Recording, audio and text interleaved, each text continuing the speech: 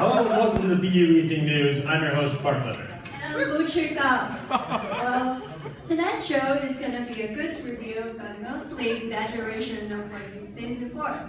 So please do not be afraid or offended if you see yourself in the news. Although you're not required to stay until the end, you're highly recommended to do so. If you have any questions, please feel free to email any one of us. Thanks, Butcher. Our first story tonight is the ongoing situation in Syria. We were going to give a general overview of the situation, but we decided to leave that to the macro people. So here to help us talk about the U.S.'s strategy set is our very own Juan Order. Juan?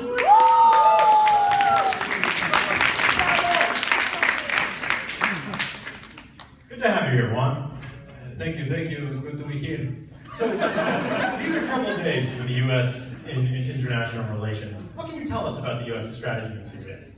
Well, after a careful revision of the set of feasible strategies, we decided that the optimal strategy for the U.S. is to make America great again. Gee, Juan, that's interesting. How did you come to this result? Well, that's a very important question. First of all, we tried to look for a strictly dominant strategy, and we found none. So then we realized that the most important thing was, this was all about beliefs. For instance, if they know that we know, that they might know that we know, that they possibly know that we know, that they might know that America will be great again, then the outcome will be positive for the U.S. Wow, that sounds so simple. How are you going to implement it? Piece of cake. First of all, we need to be sure that they know that we know, that they might possibly know, that they know that we know, that they might know, by sending Mr. President Trump to the area. And after we are completely sure that they know, that we might know, that they know, they might know,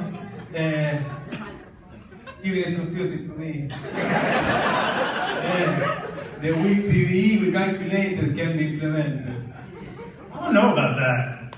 Well, I think we got a very good picture of it. Thank you, Juan. Hey, anytime.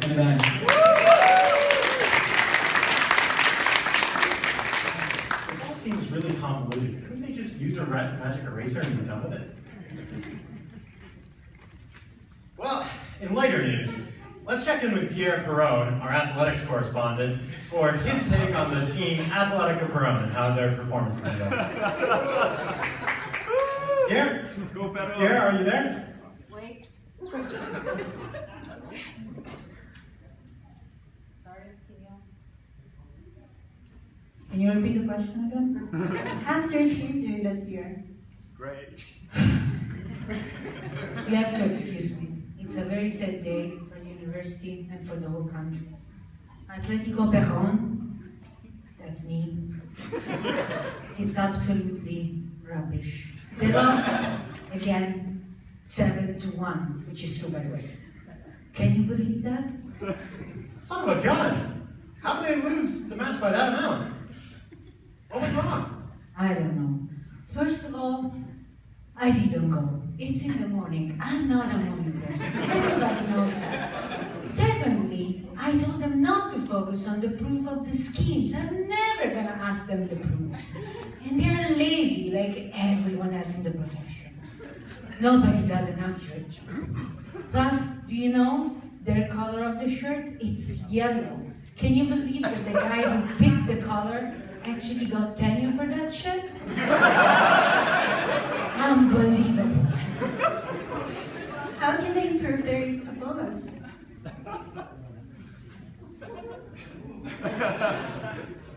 Are you there? Well, everybody knows, I always say, look at the famous Schiller Nobel talks. Everything comes down to that. But PhD students, they never have time to do anything. Everything is absolutely rubbish. By the way, I have to go. There's always some job talks or other things I need to do. And anyways, just speak to Alessandro. He's there for that. So just let me be. Alrighty then. Thanks, Pierre.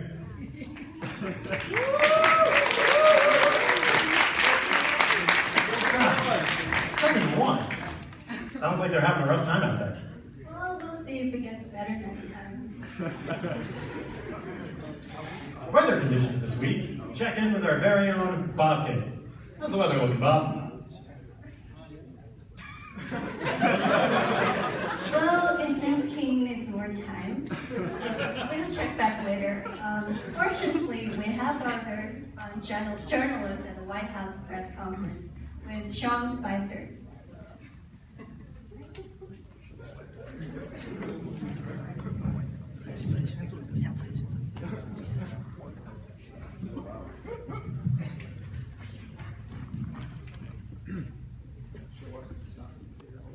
Hey everyone, I'm Sean Spicer, you know me, I don't know a thing about you, so let's get over with this conference as soon as possible. Is there any question?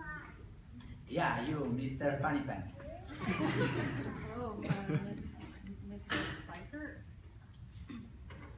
Hello everyone, I'm Professor Ivan Fernandez.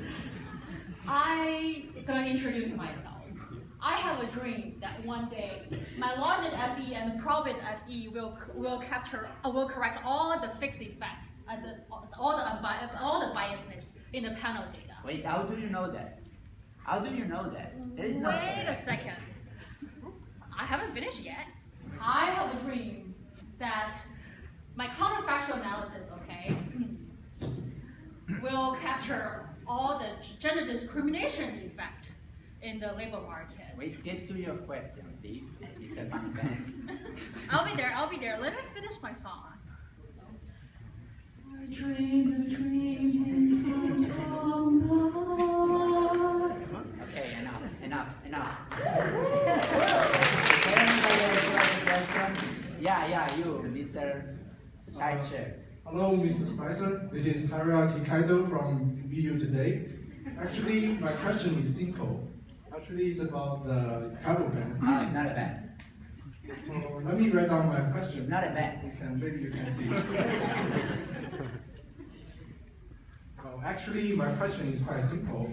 So it's how many people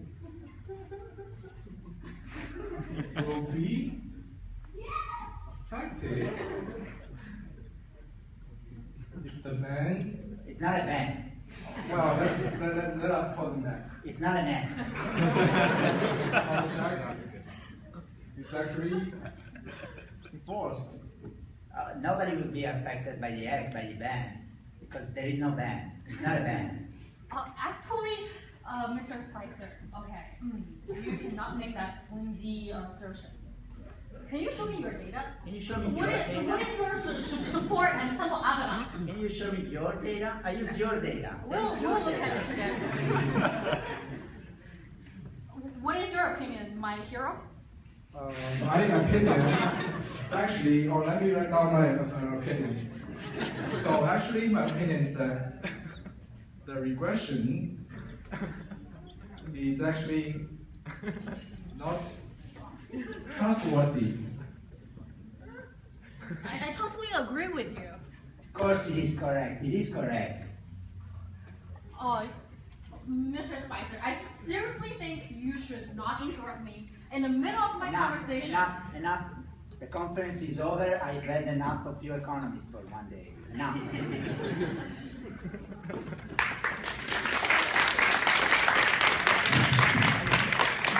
Well, that was one hell of a press conference. Why don't we check in with Bob King to see about the weather? How's the weather, Bob? Hi there. Unfortunately, I'm having some technical difficulties. I was able to connect my computer to the system, but now it doesn't accept my password. But I did call the IT department, and they will be here soon. So just think about the weather while I put this out.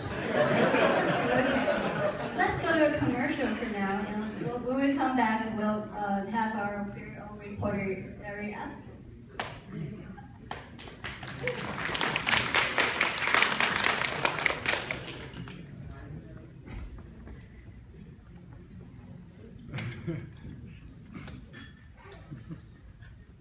Sorry guys, I'm late.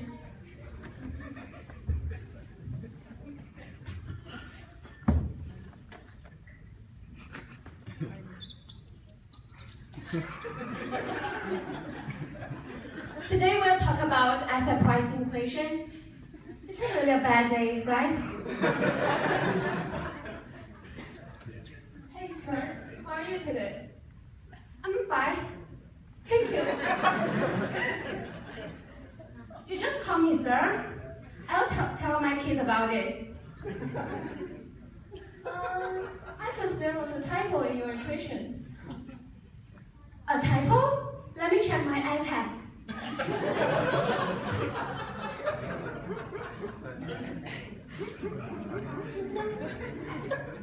Yeah, there's a typo.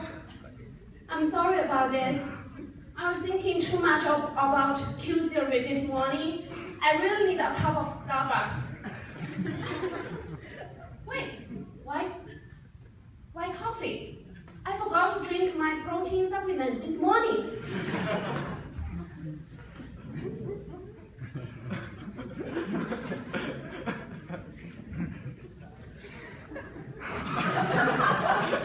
Now everything makes sense. Yes.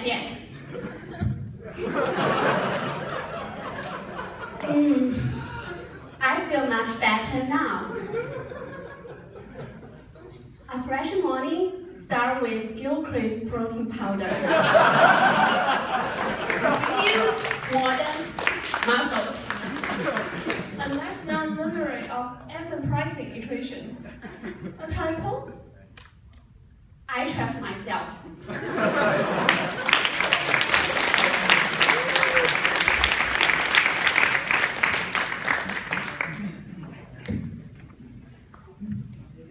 Well, it seems Professor King is still having some technical difficulties. So, well, yeah, for now.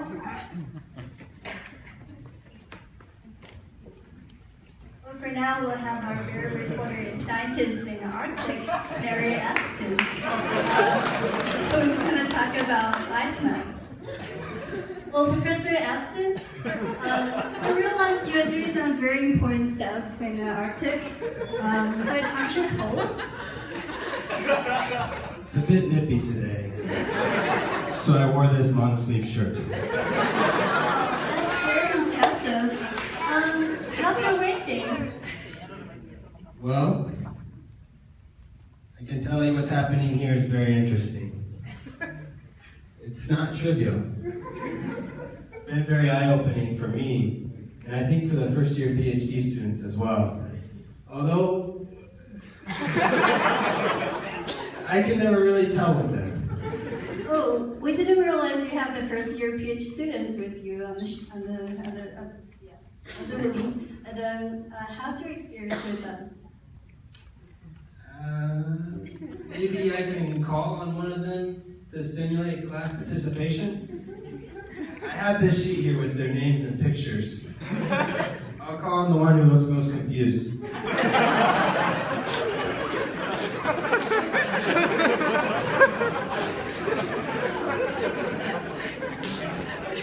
Thomas, you look concerned. Would you like to comment on your experience thus far? It's been good. Makes sense.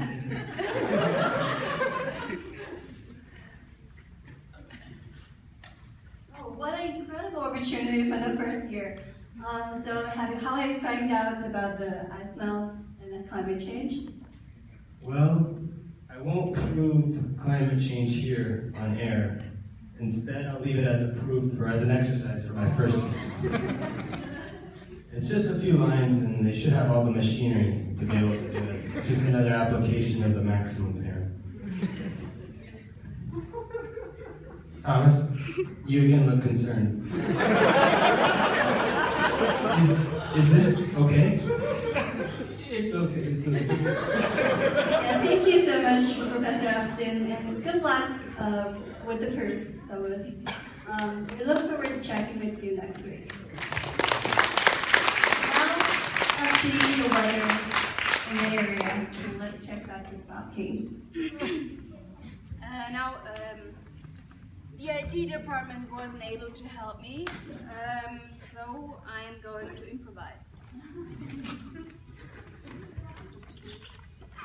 I wanted to show you an application of the perturbation method, but let's do just some rational expectations model. So this is squiggle, and this is the sun. So based on our information set, it's gonna be raining tomorrow. And so next week. Professor King, I'm sorry, I'm afraid we're running out of time. Oh, okay. We couldn't cover everything that I wanted to cover today. But here's what we're gonna do. I will send you an email with 3 things. So, a list of some current weather conditions and their implications. And B, a video lecture where I will explain how to forecast next week's weather using the state space system.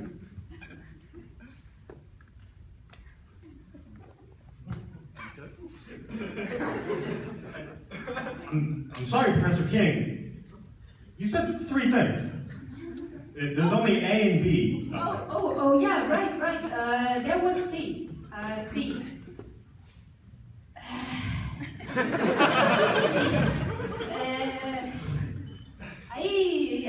I don't remember. There was a 3rd thing, but I will send you an email. 2 or 3 tonight. So be sure to check your emails and to read all of them, okay? Yeah, thank you. Thank you very much, Professor King. Well, ladies and gentlemen, it's that time of year again.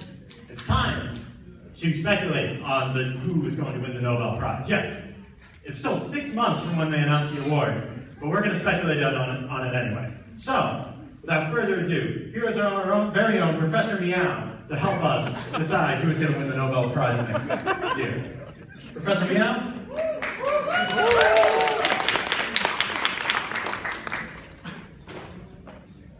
So let's get straight to the point.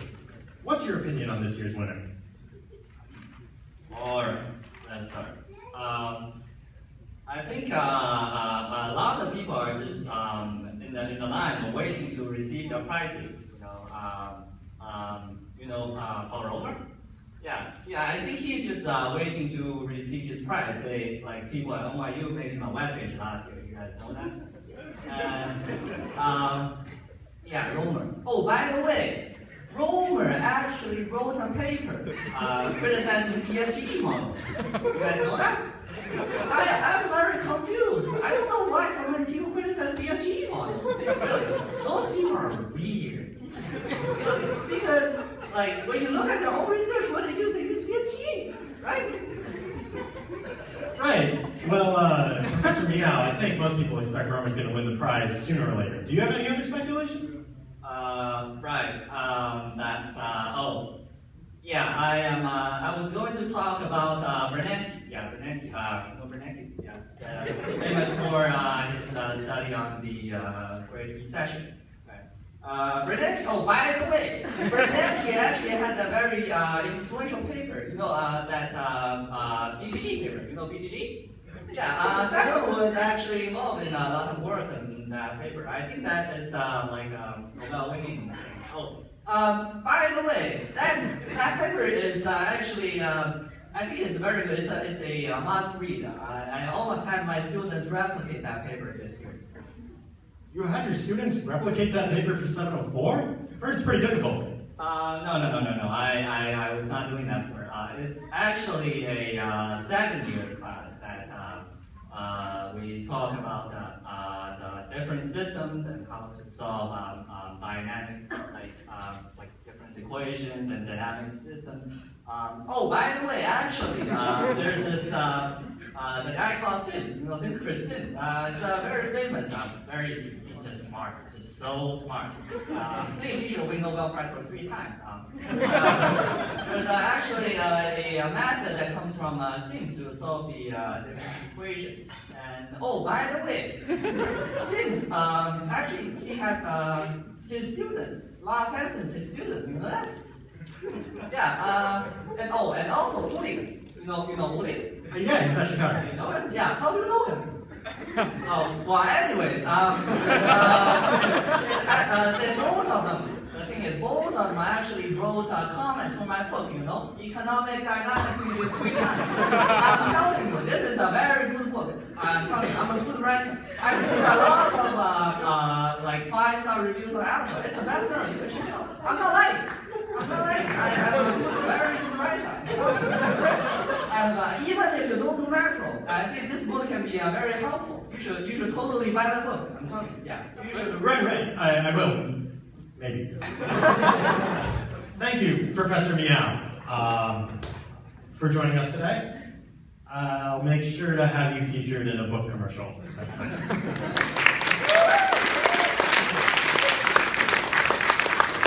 And I'll also make sure not having macro professors here next time.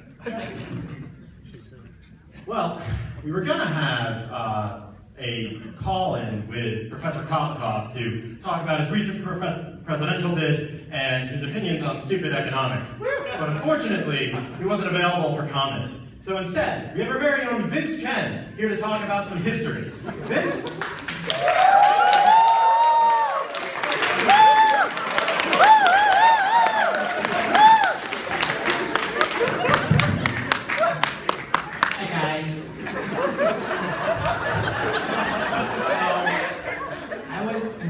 To talk about some history, what happened on April 27th. So today, let me tell you guys a story. Well, actually, nothing really interesting happened. So I'm going to talk about some history of macro people and you. Really? You're going to talk about macro tonight? Yep. Okay.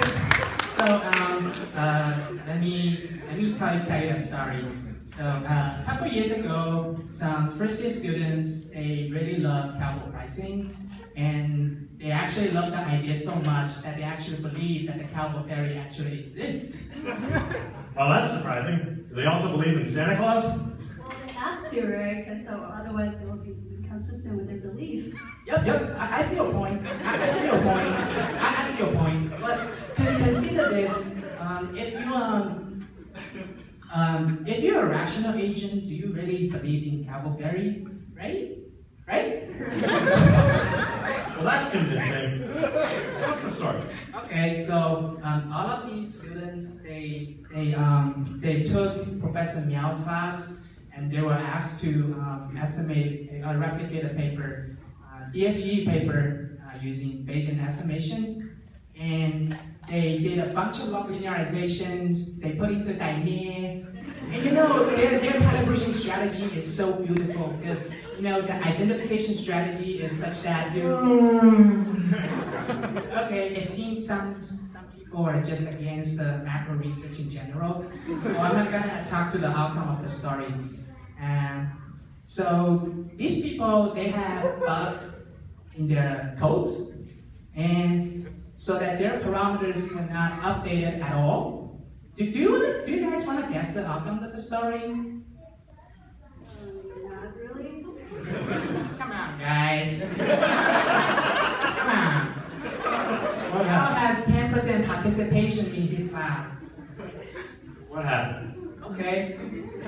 So these people, they just wrote in their report, our results make sense because cowboy ferry never touched on our shoulders. Funny, right? Right? Okay, so Professor Miao just got super angry, gave all C's to these students, and he starts to hate students from that time, you know. Do they still believe in the cowboy ferry now? Yeah, that's the story. I feel still doing because, you know, they just think you're lucky. Well, thank you so much, Maze. Okay, I'm done.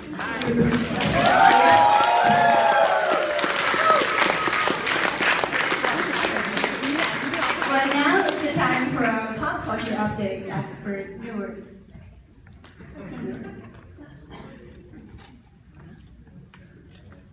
Thank you, Richard. Welcome to Pop Culture Update.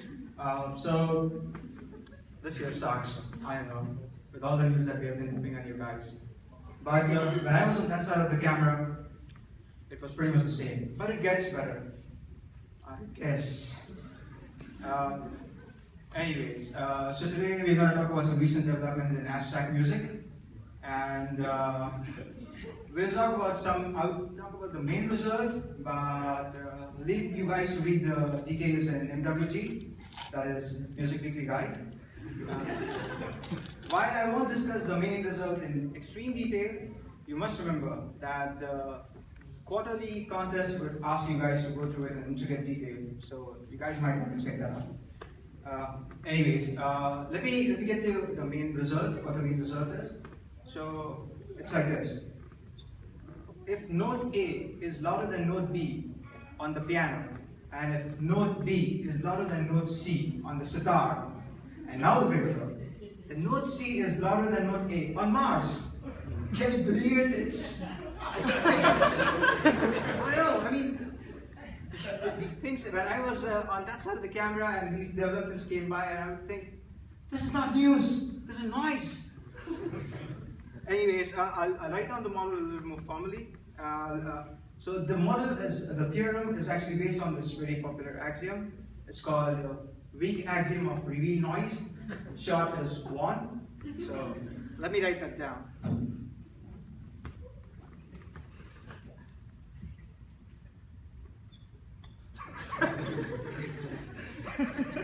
So, yeah, that's, as you guys can see, it's beautiful. Anyways, that's all for me for this week. Tune back in for next week's update. Back to you, Bart. Thanks, Gerard. That was a super talk, wasn't it? Certainly was. Well, it looks like we just about run out of time. I guess we'll have to pick up next time. Certainly will, Biju. Well, it looks like that's about the end of our show. I want to thank you all for coming. And just remember, if we have offended, this is nothing more than stupid economics. Stay classy, Boston.